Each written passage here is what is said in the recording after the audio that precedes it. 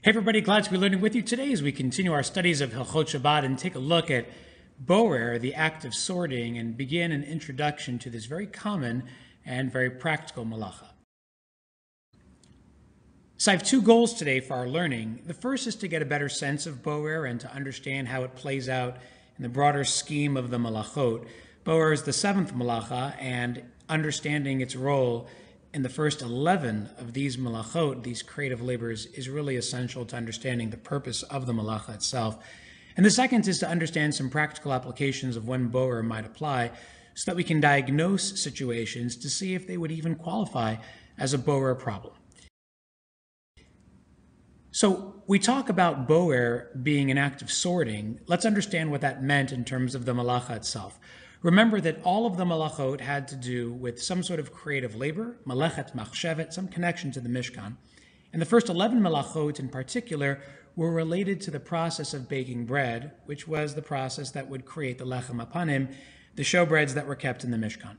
So when you look at boer, when you talk about sorting, we're talking about sorting something called chaff from the kernels of wheat. So any stalk of wheat is really composed of two parts. There's the kernel, which is what we make the flour out of, and then there's the chaff, which is part of the stalk itself. That's not edible, and that's not something that anybody would include in the bread making process. So when you go about preparing your wheat for production as flour, you first have to cut the wheat, right? Detach it from the earth. Then you have to go through the process which we studied previously called dash, which is a process of thrashing the kernels to loosen them from the chaff.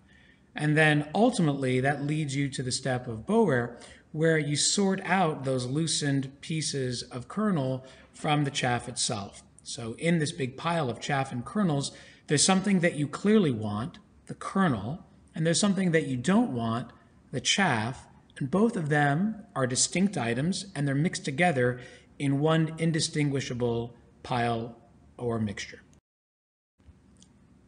So when does this malacha actually occur? So there are three conditions that must be present in order for boer to take place.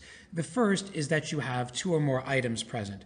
This, of course, owes to the fact that when we did boer in the scheme of preparing bread, as part of the first 11 malachot, there were two items. There was the wheat and there was the chaff, as you see in front of you in the screen. So boer would only apply if you actually have two or more items.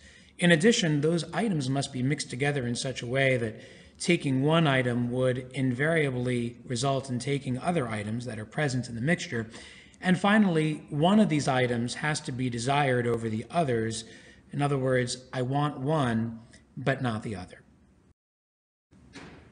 So let's take a look at these three conditions in some more detail so that we have a better understanding of what the malacha actually involves and when it applies. So the first rule of boer is that there must be two or more items present. In the scenario that you see in front of you here, the apples are qualitatively different. Some are sweet, some are sour. You can see the Granny Smith apples tucked in there in the background. So when apples have completely different tastes, they may be apples, but some are sweet, some are sour, and they're not the same, and boer would apply in this case. Unlike a situation where you have all of the same kind of apple in front of you, that's not different types of species. That's not two different types of foods. And boer would not apply in this situation, but only where there are clearly two distinguishable, two qualitatively different types of items in the mixture. The second factor is that there actually has to be a mixture. And when we talk about a mixture, we mean that by taking one item, you would invariably take another, like in the case of the fruit salad in front of you. By taking, let's say, the kiwi, I would probably in the same spoonful grab some watermelon, maybe even a blackberry. That excludes a case where by taking one, you wouldn't take the other. Here you have apples and oranges and bananas on the same plate, but by taking one item, you would never possibly touch the other. And so in that case, we wouldn't say that boer applies, since taking one wouldn't invariably lead to the taking of another. This is not a clear mixture. And finally, we speak about there being a desired item and an undesired item.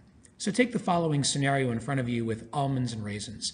These are two totally different items. They are mixed together in such a way that by taking one item, I would invariably take another. And in this case, I happen to prefer one item over the other. I want almonds. I don't want any raisins. And so by taking almonds, I'm specifically sorting out something that I want from something that I don't want. In halacha, we call this ochel and psolet. Ochel, which literally means food, refers to the item that I want or the item that is desired, in this case the almonds. Psolet, which means waste, not literally, but refers to the unwanted or the undesired item, the item that I don't necessarily want. It may be an item that I would enjoy under other circumstances, but in this situation, I don't want it, and therefore it has less significance to me than the other item, which is something that I want and something that has greater importance. Now, borer doesn't just apply to food. It actually is a far-reaching malacha that has implications throughout our Shabbat experience. Take, for example, a pile of clothes. If you met the conditions of boer, different types of items that were mixed together with one item wanted and one item unwanted, then boer could apply. The same would apply to a pile of toys or even to a pile of books. As long as these conditions are present, two items mixed together with one of those items wanted, then boer would apply.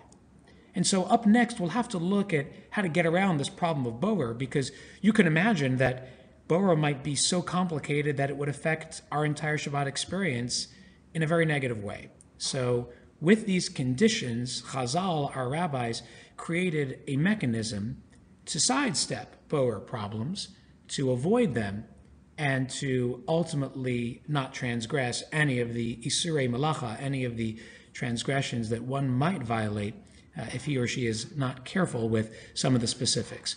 So this is something that we'll continue discussing in class as we look at ways around boer and begin to look at some more practical applications. But in this introduction, we learned the definition of boer, we saw its context in the scheme of the malachot, and we also looked at some practical applications of how boer might apply on an everyday basis. Great learning with you. Looking forward to continuing the learning with you when we return.